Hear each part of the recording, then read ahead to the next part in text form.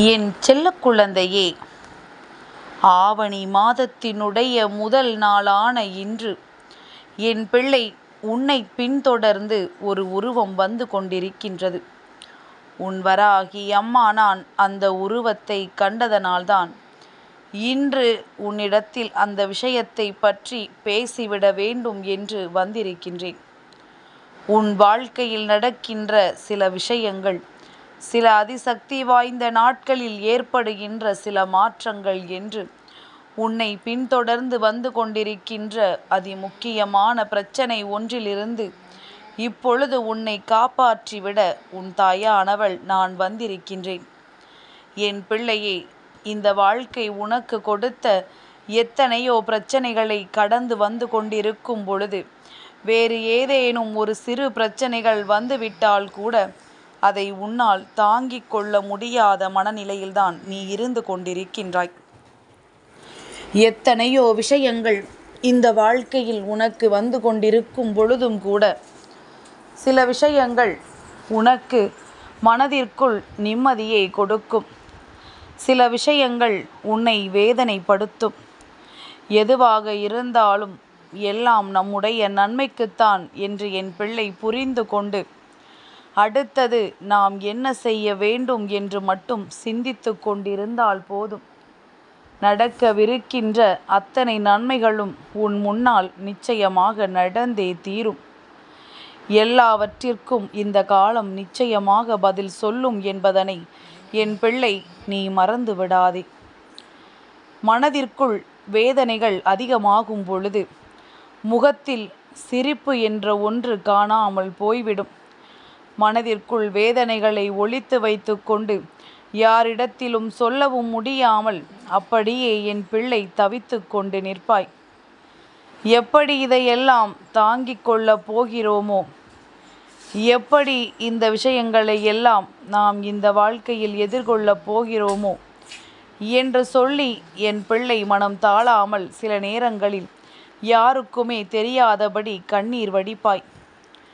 இப்படியெல்லாம் உன் வாழ்க்கையில் கஷ்டங்கள் இருந்து கொண்டிருக்கின்ற நேரத்தில் ஆவணி மாதமும் பிறந்தாயிற்று.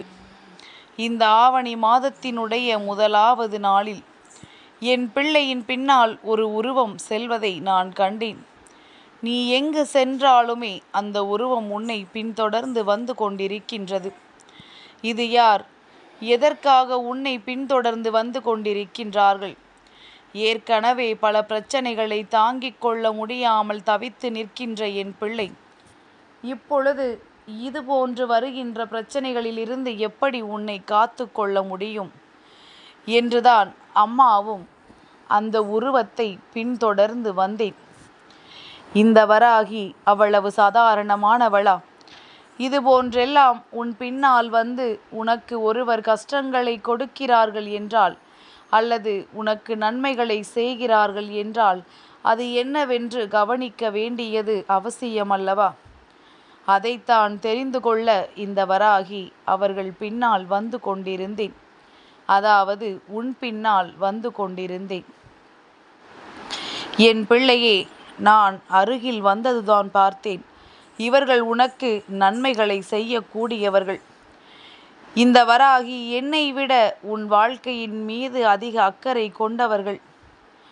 உனக்கு வாழ்க்கையில் நல்ல நிம்மதியை கொடுக்க வேண்டும் என்று எப்பொழுதுமே உன்னோடு தான் இருந்து கொண்டிருப்பவர்கள். எப்பொழுது வாழ்க்கையில் பிரச்சனைகள் வந்து நீ துவண்டு போகின்ற நிலை வந்தாலும் அந்த நொடி உனக்கு சந்தோஷத்தை கொடுக்க வேண்டும் என்று துடிப்பவர்கள். நீ கண்ணீர் விட்டால் அவர்களும் கண்ணீர் வடிப்பார்கள். என் பிள்ளை, நீ எப்பொழுது மனம் கலங்கி நிற்கின்றாயோ அப்பொழுது அவர்களும் மனம் கலங்கித்தான் போவார்கள். இப்படி உன் வாழ்க்கையில் ஏற்படுகின்ற ஒவ்வொரு விஷயங்களுக்கும் அவர்கள் தங்களினுடைய உணர்வுகளை வெளிக்காட்ட தவறியது கிடையாது. இப்படி இந்த வாழ்க்கையில் எதுவெல்லாம் உனக்கு வேதனைகளையும் சோதனைகளையும் கொடுத்ததோ அதையெல்லாம் என் பிள்ளை நீ தாங்கிக் கொள்ள முடியாமல் தவித்து நின்ற பொழுது உன் மனது ஆறுதல் படும்படி உனக்கு ஆறுதலை கொடுத்தது யார் என்று சற்று சிந்தித்துப்பார். நான் சொல்கின்ற இவரும் உனக்கு ஒரு உச்சகட்ட சோதனையில் நிற்கும் பொழுது ஆறுதலை கொடுத்தவரும் ஒருவர்தான். அப்படியானால் இவர் உனக்கு மிகவும் நெருக்கமானவர். இவர் உன்னை பின்தொடர்ந்து வருவதைக் கண்டு நீ மகிழ்ச்சிதான் அடைய வேண்டும். எந்த ஒரு தீய சக்தியும் உன்னை பின்தொடர்ந்து வருவதற்கு இந்த தாயானவள் நான் அனுமதி கொடுப்பது கிடையாது. அதனால் உன்னை தேடி வருகின்ற நல்ல சக்திகளையும் நல்ல உறவுகளையும் எப்பொழுதுமே நீ வாழ்க்கையில் ஏற்றுக்கொண்டுதான் ஆக வேண்டும். அப்பேற்பட்டவர்கள் யாராக இருக்க முடியும்? உன்னை இப்பொழுது பின்தொடர்ந்து வந்து கொண்டிருப்பவர்கள். என் பிள்ளையே, அது வேறு யாரும் கிடையாது. அவர்கள்தான் உன்னுடைய குலதெய்வம்.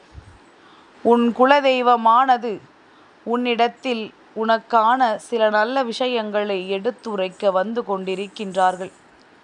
வாழ்க்கையில் பல பிரச்சனைகளுக்கு உள்ளாகி பல கஷ்டங்களுக்கு ஆட்பட்டு எதிலிருந்தும் மீண்டு வர முடியாமல் தவித்து நிற்கின்ற என் பிள்ளை, என்றாவது ஒரு நாள் நமக்கு விடிவு காலம் பிறந்து விடாதா என்று சொல்லி கண்ணீர் விட்டு கதறி அழுகின்ற என் பிள்ளை, உன்னை கண்டால் உன்னுடைய குலதெய்வமும் இதுபோல் வேதனைப்பட்டுதான் நின்று கொண்டிருக்கின்றார்கள். அவர்கள் நினைப்பது என்ன தெரியுமா? உன்னை பின்தொடர்ந்து வருவதற்கு காரணம் என்ன தெரியுமா? அவர்கள் உன்னை பின்தொடர்ந்து வந்துவிட்டால் எத்தனை தடைகள் வந்தாலும் எந்த ஒரு தீய சக்தியும் உன்னை நெருங்கிவிட முடியாது. உன் வாழ்க்கையில் கெடுதலை நினைக்கின்றவர்கள் அருகில் கூட வர முடியாமல் திரும்பி சென்று விடுவார்கள்.